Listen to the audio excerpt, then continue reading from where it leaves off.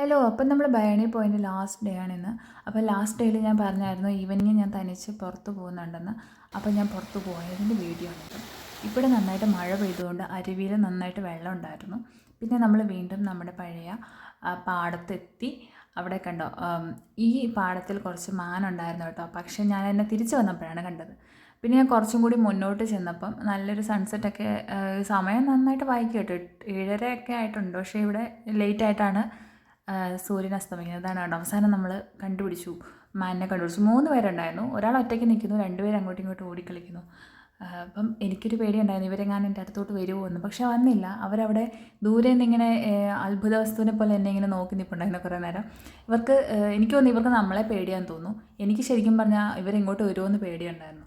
പിന്നെ എന്താ സൺസെറ്റ്, ഇവിടുത്തെ സൺസെറ്റ് നല്ല വെറൈറ്റി സൺസെറ്റായിട്ട് എനിക്ക് തോന്നി. കാരണം ഇവിടുത്തെ മരങ്ങൾക്കും എല്ലാം ബ്രൗൺ കളർ ആയതുകൊണ്ട് അവത്തിലേക്ക് ആ ലൈറ്റ് അടിക്കുമ്പോൾ ഒരു വെറൈറ്റി കളറ്.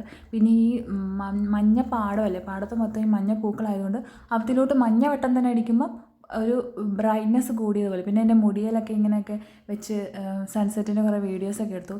എനിക്കത് ഭയങ്കര രസം, നല്ല ഭംഗിയായിട്ട് തോന്നി. അപ്പോൾ അതുകൊണ്ട് അങ്ങനെ എടുത്തു. കുറേ നേരം അവിടെ നിന്നു കേട്ടോ. കുറേ നേരം അവിടെ തണുപ്പുണ്ടായിരുന്നു, കൈയൊക്കെ മരവിക്കുന്നുണ്ടായിരുന്നു. ഇവിടെ എന്താണ് എനിക്കറിയില്ല, വെയിലുണ്ടായിട്ടും എന്തുകൊണ്ടാണ് ഈ കൈയൊക്കെ മരവിച്ച് തണുത്തിരിക്കുന്നതെന്ന് എനിക്കറിയത്തില്ല. വെയിലും ഉണ്ട്, തണുപ്പും ഉണ്ട്. ഒരു പ്രെഡിക്റ്റ് ചെയ്യാൻ പറ്റാത്ത കാലാവസ്ഥയാണ് കേട്ടോ. ഒരു 5 മിനിറ്റ് മുമ്പ് ഇവിടെ മഴയായിരുന്നു കേട്ടോ. അപ്പം അങ്ങനെയാണ് ഇവിടുത്തെ ക്ലൈമറ്റ്, നമുക്ക് ഒരിക്കലും പ്രെഡിക്റ്റ് ചെയ്യാൻ പറ്റത്തില്ല. പിന്നെ ഞാൻ വീട്ടിലെത്തി കുളിച്ച് കഴിഞ്ഞിട്ട് ഇത് കണ്ടോ, ഈ സംഭവം ചിക്കൻ്റെ വിങ്സാണ്. വിങ്സ് അവർ മസാലയൊക്കെ പുരട്ടി വെക്കും. പിന്നെ ചായ ഉണ്ടാക്കിയാൽ തിളച്ച് തൂക്കി പോയി. പിന്നെ ബട്ടർ പേപ്പറിൽ ഇതിൽ ഓൾറെഡി മസാല ഉള്ളതുകൊണ്ട് ജസ്റ്റ് മസാലയും എണ്ണയൊക്കെ ഇതിനകത്തുണ്ട്. അപ്പോൾ നമ്മൾ ജസ്റ്റ് ബട്ടർ പേപ്പറിൽ മറ്റേ ഓവനിൽ വെച്ച് 1/2 മണിക്കൂർ ഗ്രില്ല് ചെയ്തെടുത്താൽ മതി. പിന്നെ ഞാൻ കോഫി ഉണ്ടാക്കി. കോഫി എനിക്കല്ല, എൻ്റെ ബ്രദറിന് വേണ്ടി ഉണ്ടാക്കി. ഞാൻ അധികം കോഫി കുടിക്കത്തില്ല, എനിക്കിഷ്ടം ചായയാണ് കേട്ടോ. എനിക്ക് ഏറ്റവും ഇഷ്ടം ചായക്കടയിലെ ചായയാണ്.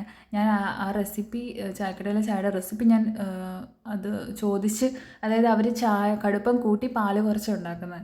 അപ്പോൾ അതുപോലെ ഞാൻ ഉണ്ടാക്കാറ്.